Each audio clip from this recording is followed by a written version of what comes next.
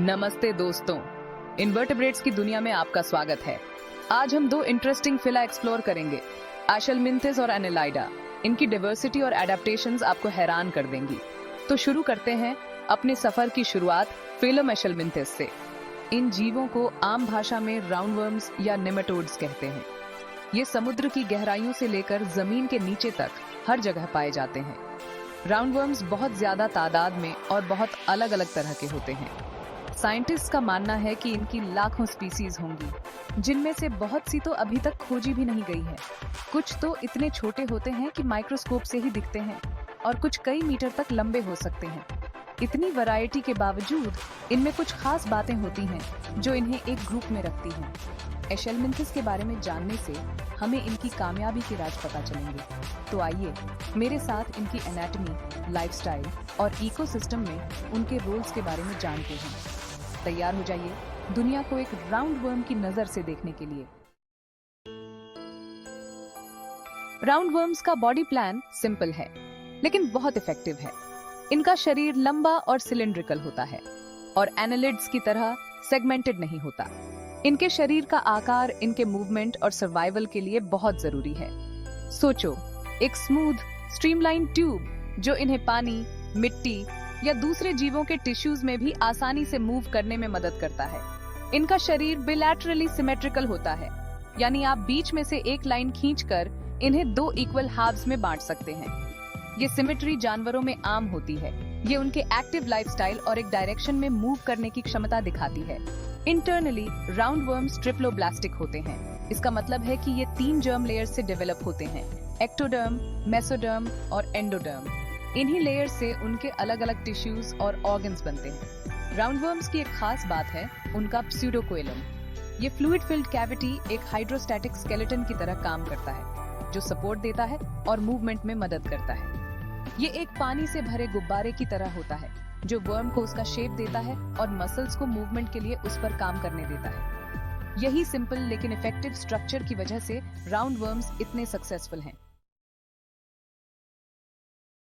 आइए in interesting creatures के अंदर का सिस्टम समझते हैं।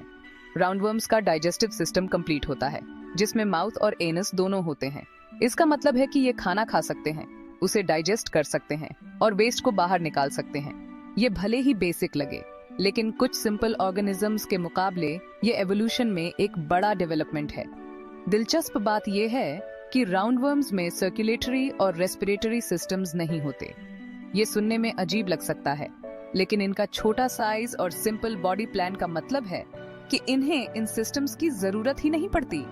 ऑक्सीजन और न्यूट्रिएंट्स सीधे इनकी बॉडी सरफेस से डिफ्यूज हो जाते हैं और उनका स्यूडोकोएलोमिक फ्लूइड इन सब्सटेंसेस को पूरे शरीर में पहुंचाने में मदद करता है। अब कुछ फेमस राउंडवर्म्स के बारे में जानते हैं। एस्कारिस लम्ब्रिकॉइड्स या जायंट राउंडवर्म एक कॉमन इंटेस्टिनल पैरासाइट है जो इंसानों में पाया जाता है। ये 1 फुट से भी ज्यादा लंबा हो सकता है और एस्कारियासिस नाम की बीमारी का कारण बनता है।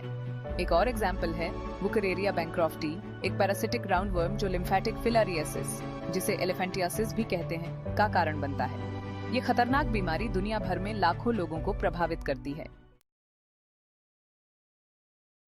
Section 4, the segmented wonders introducing phylum annelida. Roundworms के अनसेगमेंटेड बॉडीज से अब हम ऐसे ग्रुप के बारे में जानेंगे जो अपने सेगमेंटेड स्ट्रक्चर के लिए जाने जाते हैं, फिलम एनेलिडा यानी सेगमेंटेड वर्म्स। ये क्रीचर्स एवोल्यूशन में एक रिमार्केबल एडवांसमेंट दिखाते हैं, मेटामेरिज्म।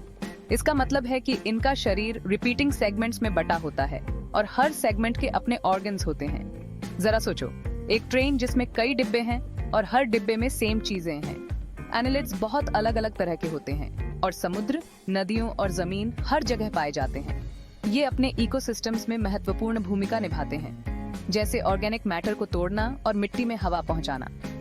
इनका सेगमेंटेड शरीर इन्हें बहुत ज्यादा फ्लेक्सिबिलिटी और एडेप्टेबिलिटी देता है। तो तैयार हो जाइए एनालिड्स की दुनिया एक्सप्लोर करने के लिए। हम इनके सेगमेंटेड शरीर के फायदे, इनके कॉम्प्लेक्स ऑर्गन सिस्टम्स और एक हेल्थी प्लैनेट को बनाए रखने में इनकी इंपॉर्टेंस के बारे में जानेंगे। इन फैसिनेटिंग क्रीचर्स से अमेज्ड होने के लिए तैयार हो जाइए। Section 5, annelida structure, segmentation and systems. Roundworms की तरह एनालिड्स भी बिलैटरल सिमेट्री दिखाते हैं, ये बॉडी प्लान डायरेक्शनल मूवमेंट में मदद करता है, जो उनके एक्टिव लाइफस्टाइल्स के लिए जरूरी है। ये भी ट्रिप्लोब्लास्टिक होते हैं, यानी ये भी 3 जर्म लेयर से डेवलप होते हैं, बिल्कुल राउंडवर्म्स की तरह। लेकिन राउंडवर्म्स के विपरीत एनालिड्स में एक ट्रू कोएलम होता है। ये फ्लूइड फिल्ड कैविटी पूरी तरह से मेसोडर्म टिश्यू से घिरी होती है और उनके इंटरनल ऑर्गन्स को और भी ज्यादा सपोर्ट और प्रोटेक्शन देती है। अब बात करते हैं सेगमेंटेशन की। ये रिमार्केबल एडेप्टेशन एनालिड्स की एक डिफाइनिंग कैरेक्टरिस्टिक है। हर सेगमेंट या मेटामेर में मसल्स, नर्व्स और अक्सर दूसरे ऑर्गन्स भी होते हैं, जैसे एक्सक्रीटरी ऑर्गन्स, जिन्हें नेफ्रिडिया कहते हैं। ये रेपिटेशन ज्यादा फ्लेक्सिबिलिटी और कोऑर्डिनेटेड मूवमेंट देता है। जरा सोचो, एक लंबे मसल के कंट्रैक्ट होने की बजाय एनालिड्स में बहुत सारे सेगमेंट्स होते हैं जो इंडिपेंडेंटली कंट्रैक्ट हो सकते हैं, जिससे ज्यादा प्रिसाइज और कॉम्प्लेक्स मूवमेंट्स हो पाते हैं। इसके अलावा सेगमेंटेशन की वजह से बॉडी रीजन्स में स्पेशलाइजेशन भी हो पाता है। उदाहरण के लिए, बहुत से एनालिड्स के हेड रीजन में सेंसरी ऑर्गन्स और ब्रेन होता है, जबकि दूसरे सेगमेंट्स फीडिंग, लोकोमोशन या रिप्रोडक्शन के लिए स्पेशलाइज्ड हो सकते हैं। काम का ये डिवीजन एनालिड्स को बहुत एफिशिएंट और अडेप्टेबल क्रीचर्स बनाता है।